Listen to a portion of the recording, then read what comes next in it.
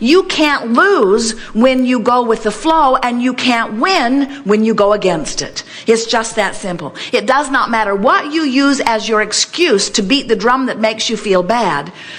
You know, people don't get cancer because they write, I'm going to get cancer, I'm going to get cancer, I'm going to get cancer.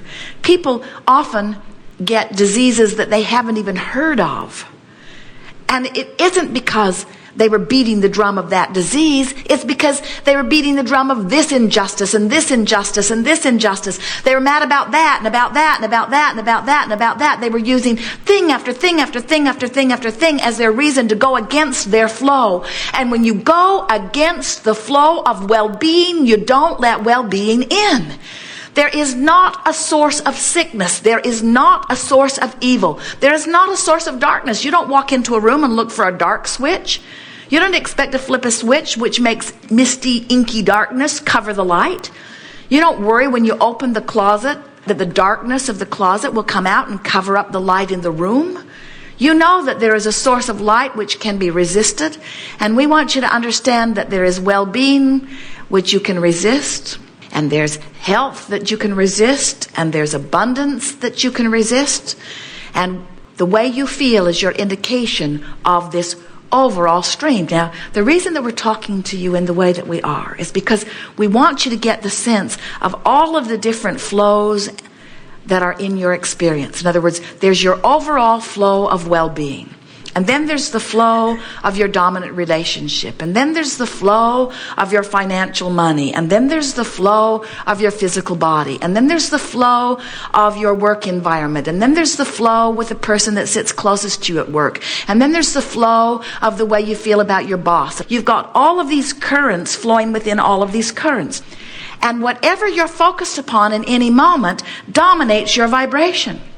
So, what about someone who has a physical body that's working well, and a relationship that's working well, and money that's flowing pretty good, and source energy who adores them, and a planet where the sun comes up every morning, and a planet where there is an abundance of food, especially in their environment, and they have a thing going on with somebody at work, and that's what they think about. They think about it when they wake up. They think about it when they go to bed. They think about it while they eat their meals. And they talk to their mate about it until he doesn't want to come home anymore.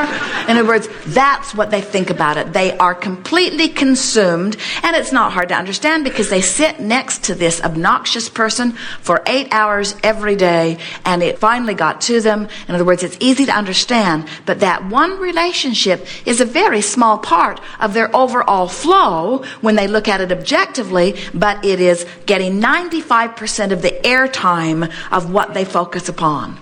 And so this person is using that relationship as their excuse to disallow the energy from flowing in all areas of their life, and then they end up sick. And then they say, oh, how could this happen to me? And we say, how could it not happen to you?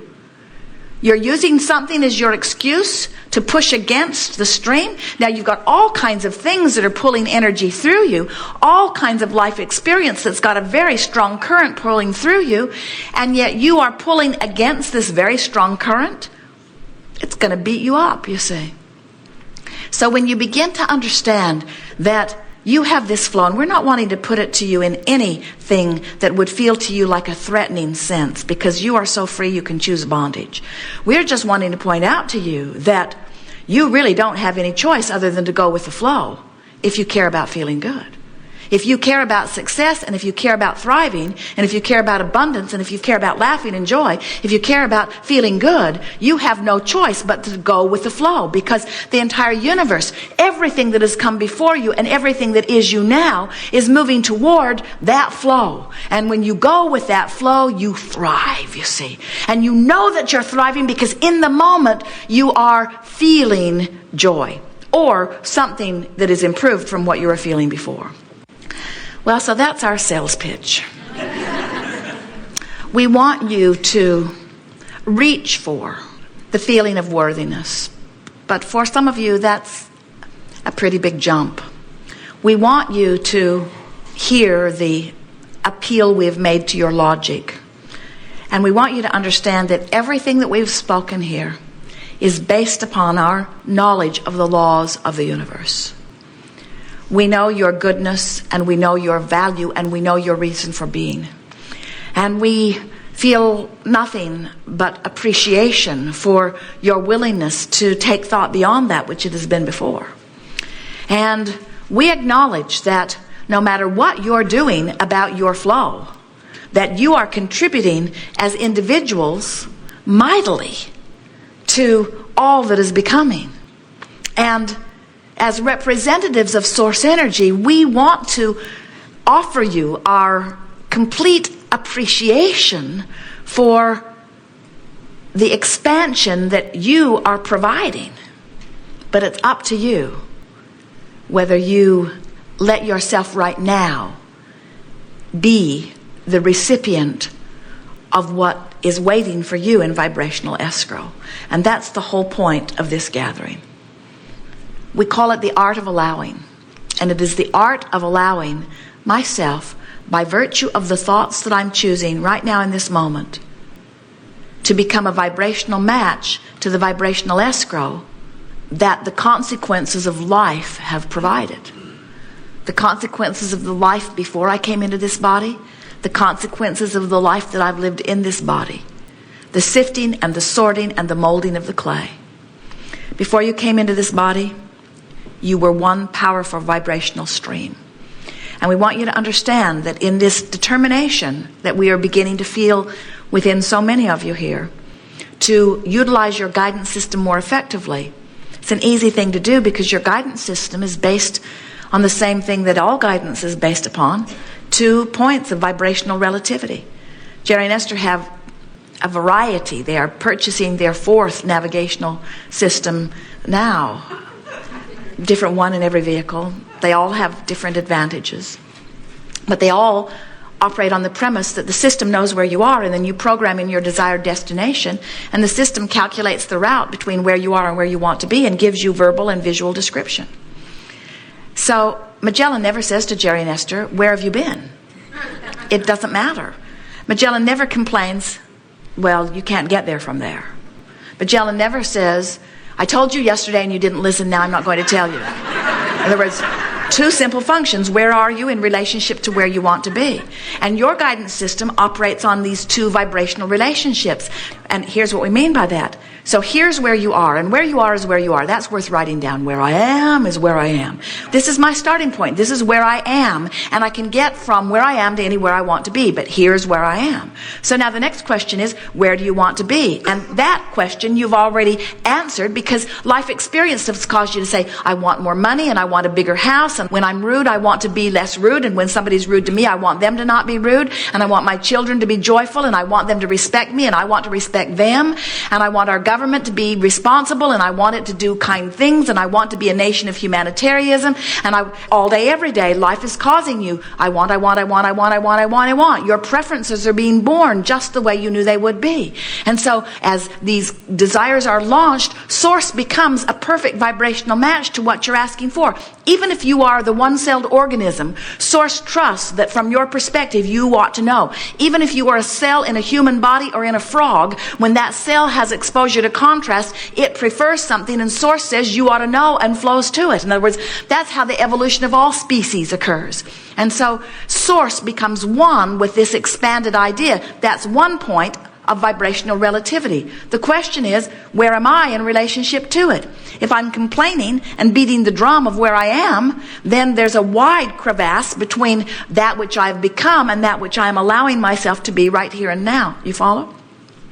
So when you understand that there are always these 2 points of vibrational relationship that are playing off of each other, then you understand that there is allowing, which is one vibration, or there is less allowing, which is a splitting of vibration. So when you were in your non-physical form prior to coming forth into this physical body, you were offering one powerful vibrational stream. Now, to be fair, we have to say to you that even in non-physical, there is vibrational contrast. But the vibrational contrast is not perceivable from your human form. In other words, of course, everything is expanding, and so there must be opportunity for all to expand, even that which is non-physical. We are expanding through what you are living. But from your perspective, this vibration that is source is a pure vibrational stream. And when you were born into your physical body, from that non-physical energy, you were one vibrational stream. In the moment that you were born, separation in your vibration to a certain extent, just by your exposure to the vibrational environment into which you were born. That's why babies cry when they're born. We're not kidding you. We always expect more of a response from you about that, because we think it is a revelation worth contemplating. You worry so much when someone dies. Dying is a piece of cake. It's being born that's hard. Coming from pure positive energy into the chaotic environment of planet Earth, you should have funerals when they're born and parties when they die, because when they die, they reemerge back into pure positive energy. They come back into that one stream, you see.